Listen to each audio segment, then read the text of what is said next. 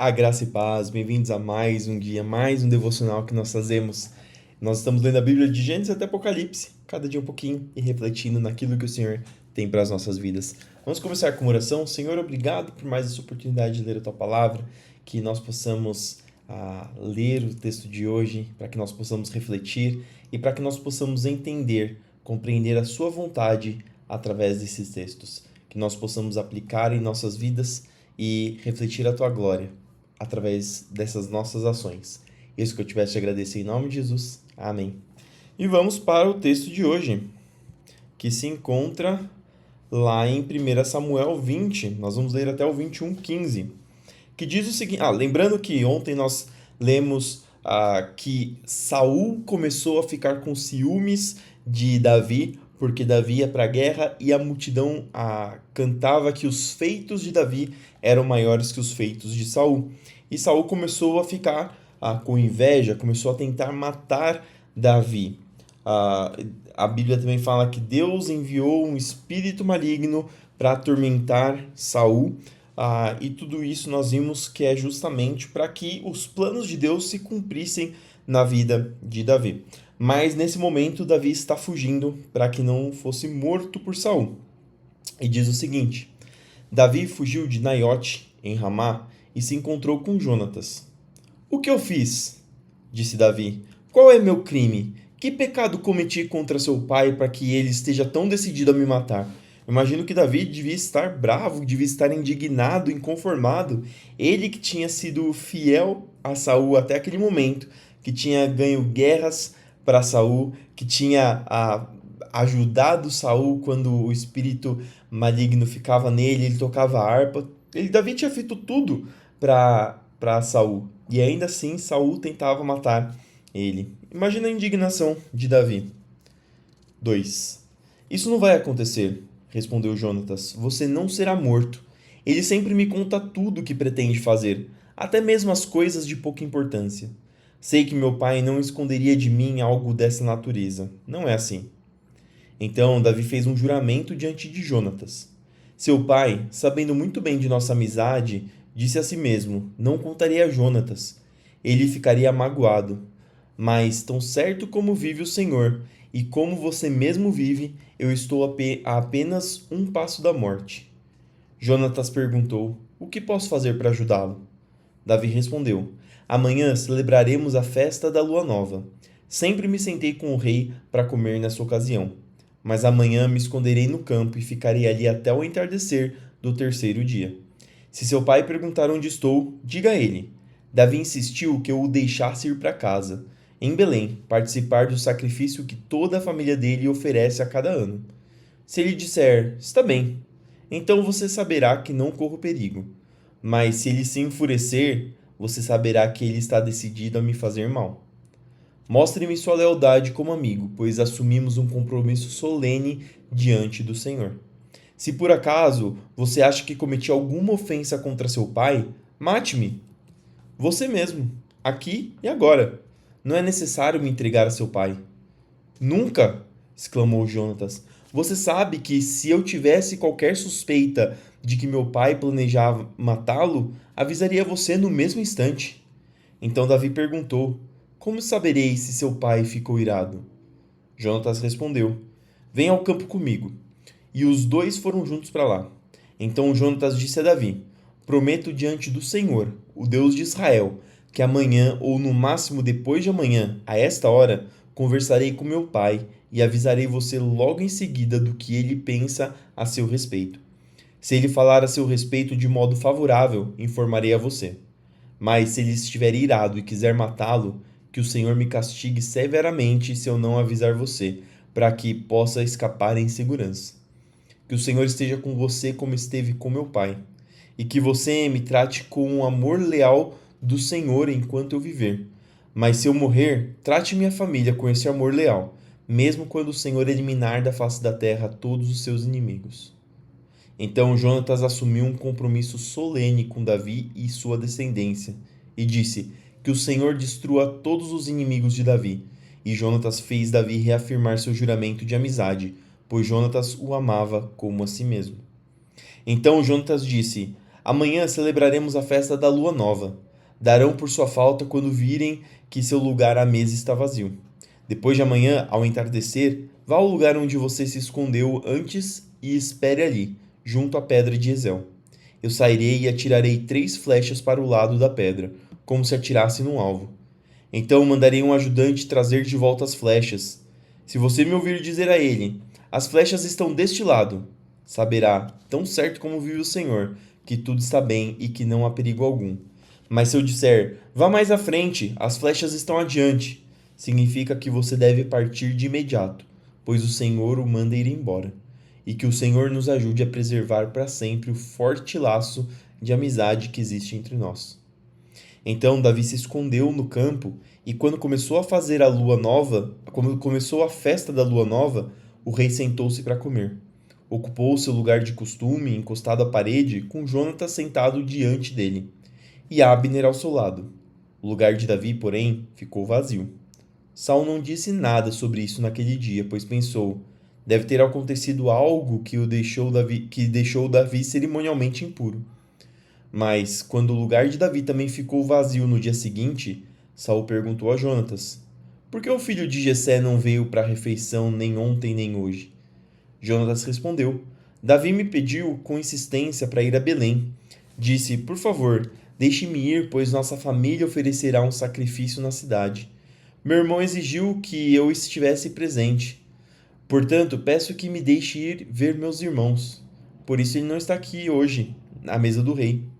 Saul se enfureceu com Jonatas e disse: seu traidor, filho de uma prostituta, pensa que eu não sei que você quer que ele seja rei? Para sua própria vergonha e de sua mãe? Enquanto esse filho de Jessé viver, você jamais será rei. Agora vá buscá-lo para que eu o mate. Por que ele deve morrer? Perguntou Jonatas a seu pai. O que ele fez? Então Saul atirou sua lança contra Jonatas, com a intenção de matá-lo. Com isso, Jonatas viu que seu pai estava mesmo decidido a matar Davi. Enfurecido, Jonatas levantou-se da mesa e, durante o segundo dia da festa, recusou-se a comer, frustrado pelo modo como seu pai havia desonrado Davi publicamente. Na manhã seguinte, como combinado, Jonatas foi ao campo e levou consigo um ajudante para apanhar as flechas. Disse ao ajudante: comece a correr, para que possa encontrar as flechas quando eu as atirar. O ajudante correu e Jonatas atirou uma flecha para além dele. Quando o ajudante estava quase chegando ao lugar onde a flecha havia caído, Jonatas gritou: a flecha está mais à frente! Rápido, não fique aí parado! Então o ajudante apanhou a flecha e correu de volta para seu senhor. O ajudante não suspeitava de nada. Apenas Jonatas e Davi entenderam o sinal. Então Jonatas entregou o arco e as flechas ao ajudante e ordenou que os levasse de volta à cidade. Assim que o ajudante foi embora, Davi saiu de seu esconderijo, no lado sul da pedra de Ezel. Davi se curvou diante de Jonatas 3 vezes, com o rosto em terra. E quando se beijaram e se despediram, ambos choravam, especialmente Davi. Por fim, Jonatas disse a Davi: vá em paz, pois juramos lealdade um ao outro em nome do Senhor. Que o Senhor nos ajude a preservar para sempre o forte laço de amizade entre nós e entre nossos descendentes. Então Davi partiu, e Jonatas voltou à cidade. 21. Davi foi à cidade de Nob para encontrar-se com o sacerdote Aimeleque. Ao vê-lo, Aimeleque tremeu. Por que você está sozinho? Perguntou. Por que ninguém o acompanhou? O rei me enviou para tratar de um assunto secreto, respondeu Davi. Pediu que eu não contasse a ninguém porque estou aqui. Eu disse a meus homens onde podem me encontrar depois. Agora, o que tem para comer? Dê-me 5 pães, ou qualquer outra coisa que tiver. Não temos pão comum, respondeu o sacerdote, mas há o pão sagrado, que vocês podem comer, desde que seus homens não tenham se deitado com mulheres recentemente. Davi respondeu: nunca permito que meus homens toquem em mulheres quando saímos numa campanha. E se eles permanecem puros em viagens comuns, quanto mais nessa missão. Uma vez que não havia outro alimento disponível, o sacerdote lhe deu os pães sagrados, chamados de da presença, que eram colocados diante do Senhor no santuário. Naquele dia tinham sido substituídos por pães frescos. Doeg, o edomita, chefe dos pastores de Saul, estava lá naquela ocasião, pois estava cumprindo um ritual diante do Senhor. Davi perguntou a Aimeleque: Você tem uma lança ou espada? O assunto do rei era tão urgente que não tive tempo nem de pegar uma espada ou outra arma. O sacerdote respondeu: Tenho apenas a espada de Golias, o gigante filisteu que você matou no vale de Elá. Ela está enrolada num pano atrás do colete sacerdotal. Pode levá-la, pois não há nenhuma outra arma aqui. Dê-me essa espada, respondeu Davi. Não há outra melhor que ela. Então Davi fugiu de Saul e foi até Aques, rei de Gate. Os oficiais de Aques, porém, disseram: Não é este Davi, o rei da terra de Israel? Não é ele que o povo honra com danças e cânticos, dizendo: Saul matou milhares e Davi dezenas de milhares? Davi ouviu esses comentários e teve muito medo do que Aques, rei de Gate, poderia fazer com ele. Por isso agiu de modo estranho, fingindo estar louco, arranhando as portas e deixando saliva escorrer pela barba. Por fim, Aques disse a seus homens: Precisavam me trazer um doido? Temos doidos suficientes aqui. Por que trouxeram alguém assim ao meu palácio? João 9, do 1 até o 41. Enquanto caminhava, Jesus viu um homem cego de nascença. Seus discípulos perguntaram: Rabi, por que este homem nasceu cego? Foi por causa de seus próprios pecados ou dos pecados de seus pais? Jesus respondeu: Nenhuma coisa nem outra. Isso aconteceu para que o poder de Deus se manifestasse nele. E essa parte é justamente uma parte que mostra que às vezes algumas coisas acontecem justamente para que a glória do Senhor seja mostrada, para que Deus mostre o seu poder. A gente acabou de ler aqui em Samuel que Davi, em determinado momento, ele precisou de uma arma, e a única arma que tinha disponível era a arma de Golias, um adversário que Davi derrotou há muito tempo atrás. E é interessante porque talvez Deus pudesse ter derrotado os filisteus, expulsado os filisteus, mas aquilo aconteceu para que talvez mais para frente, Deus que não está preso no tempo, Deus aquele que criou o tempo, aquele que passeia na eternidade, sabia que em algum momento Davi precisaria de uma arma. E talvez mesmo a luta com Golias, além de ser um momento para provar a fé de Davi, para mostrar para Israel que Davi era um homem que tinha Deus com ele, talvez para mostrar para os filisteus que existia um homem que poderia os enfrentar e que eles deviam temer o povo de Israel. Além disso, mais para frente, a espada daquele guerreiro iria servir para que Davi tivesse uma arma para se defender quando ele estava. E aqui a gente vê que acontece sim, a gente vê em algumas passagens da Bíblia que algumas pessoas estavam doentes por conta dos seus pecados, estavam doentes por conta de suas má escolhas, mas algumas coisas acontecem para que a glória do Senhor se manifeste. E aqui nesse verso 3 foi o que foi dito. Isso aconteceu para que o poder de Deus se manifestasse nele, para que as pessoas que estavam vendo ele ser curado fossem abençoadas, crescem em Deus, entendessem que Deus tem poder até para curar outras pessoas. Devemos cumprir logo as tarefas que nos foram dadas por aquele que me enviou. A noite se aproxima, quando ninguém pode trabalhar, mas enquanto estou aqui no mundo, eu sou a luz do mundo. Depois de dizer isso, Jesus cuspiu no chão, misturou a terra com saliva e aplicou-a nos olhos do cego. Em seguida disse: Vá lavar-se no tanque de Siloé, que significa enviado. O homem foi, lavou-se e voltou enxergando. Seus vizinhos e outros que o conheciam como mendigo começaram a perguntar: Não é esse o homem que costumava ficar sentado pedindo esmolas? Alguns diziam que sim, e outros diziam: Não, apenas se parece com ele. O mendigo, porém, insistia: Sim, sou eu mesmo. Quem curou você? Perguntaram eles. O que aconteceu? Ele respondeu: O homem chamado Jesus misturou terra com saliva, colocou-a em meus olhos e disse: Vá lavar-se no tanque de Siloé. Eu fui e me lavei, e agora eu posso ver. Onde está esse homem? Perguntaram. Não sei, respondeu ele. Então levaram ao fariseu o homem que havia sido cego, pois foi no sábado que Jesus misturou terra com saliva e o curou. Os fariseus encheram o homem de perguntas sobre o que havia acontecido e ele respondeu: Ele colocou terra com saliva em meus olhos e depois que eu me lavei, passei a enxergar. Alguns dos fariseus disseram: Este homem não é de Deus, pois trabalha no sábado. Outros disseram: Mas como um pecador poderia fazer sinais como esse? E havia entre eles uma divergência de opiniões.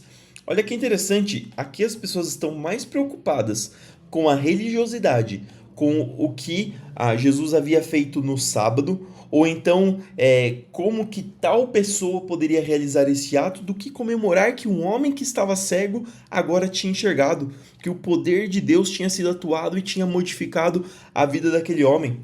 E às vezes nosso coração é duro a esse ponto de nós olharmos algumas pessoas e não nos contentarmos com a vitória deles, mas sim falar, mas essa vitória foi válida? Será que essa pessoa tem o direito de receber essa vitória? Quando na realidade a gente devia se alegrar com aqueles que são abençoados por Deus e não ter inveja, orgulho ou qualquer outra coisa que seja no nosso coração que não seja celebrar as obras de Deus na vida do seu povo, na vida daqueles que ele quer ajudar, naquele que ele quer restaurar.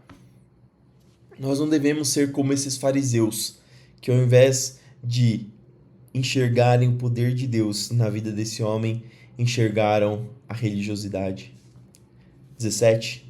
Os fariseus voltaram a perguntar ao homem que havia sido cego: O que você diz desse homem que o curou? Ele deve ser profeta, respondeu o homem. Os líderes judeus se recusavam a crer que ele havia sido cego e estava curado. Por isso mandaram chamar os pais dele e perguntaram: Ele é seu filho? Ele nasceu cego? Se foi, como pode ver agora?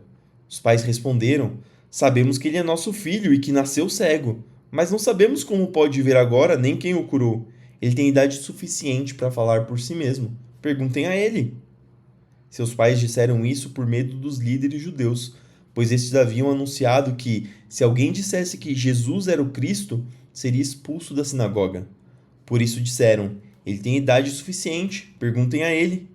Então, pela segunda vez, chamaram um homem que havia sido cego e lhe disseram: Deus é quem deve receber glória por aquilo que aconteceu, pois sabemos que esse Jesus é pecador. Não sei se ele é pecador, respondeu o homem, mas uma coisa eu sei: eu era cego e agora eu enxergo. Mas o que ele fez? Perguntaram. Como ele o curou? Eu já lhe disse, exclamou o homem. Vocês não ouviram?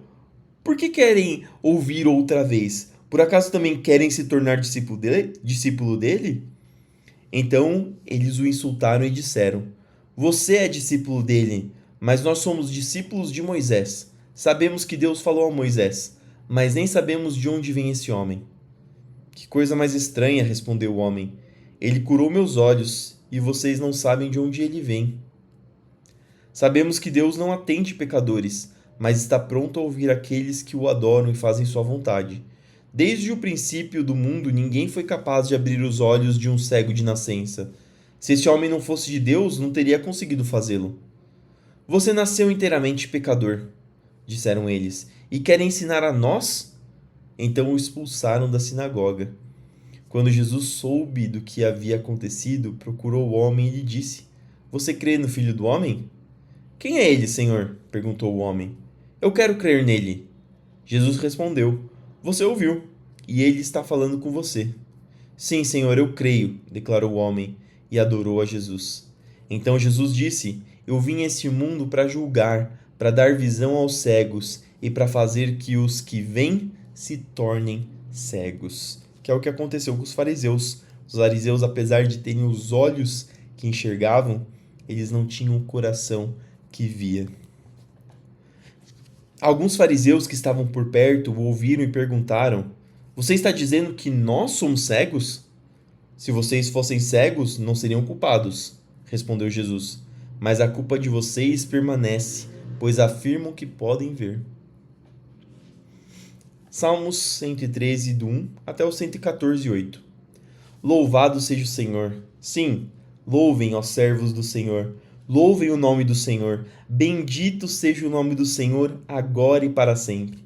Em todo lugar, do Oriente ao Ocidente, louvem o nome do Senhor, pois o Senhor é engrandecido acima das nações. Sua glória está acima dos céus. Quem se compara ao Senhor, nosso Deus, entronizado nas alturas? Ele se inclina para ver o que acontece nos céus e na terra. Levanta do pó o necessitado e ergue do lixo o pobre. Coloca-os entre príncipes, entre os príncipes de seu povo. Dá uma família à mulher estéril e a torna uma mãe feliz. Louvado seja o Senhor. E o 114. Quando o povo de Israel saiu do Egito, quando a família de Jacó deixou aquela terra estrangeira, a terra de Judá se tornou o santuário de Deus, e Israel se tornou seu domínio. O Mar Vermelho os viu chegando e se abriu, e as águas do rio Jordão recuaram. Os montes saltaram como carneiros e as colinas como cordeiros. O que aconteceu ao Mar Vermelho para que se abrisse? O que aconteceu ao rio Jordão para que recuasse? Por que, ó montes, saltam como carneiros?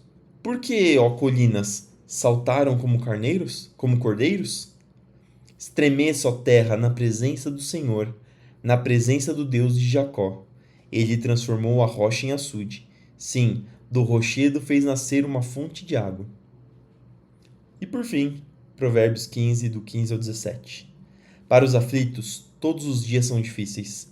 Para o coração alegre, a vida é um banquete contínuo. É melhor ter pouco e temer o Senhor, que ter um grande tesouro e viver ansioso.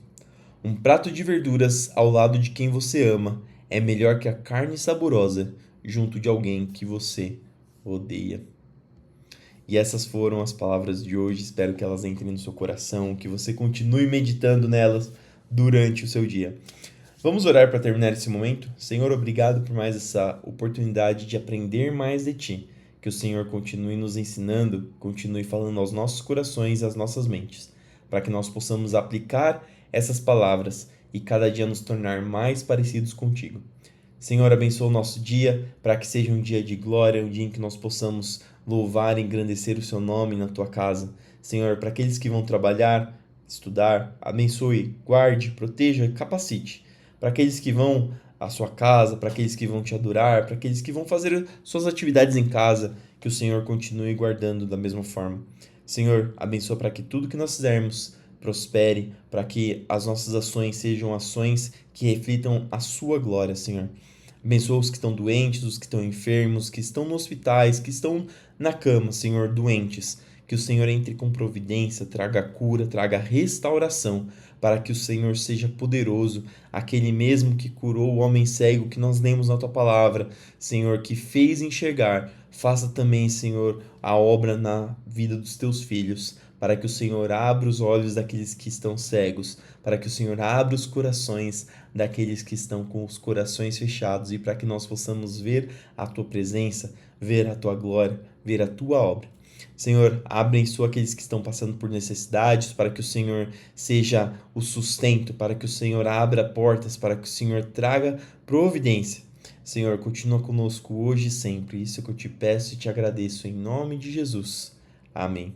Que Deus te abençoe, que tudo que você fizer prospere e não se esqueça, tudo que nós fazemos é para a glória do Senhor. Fique com Deus e até amanhã para mais um devocional.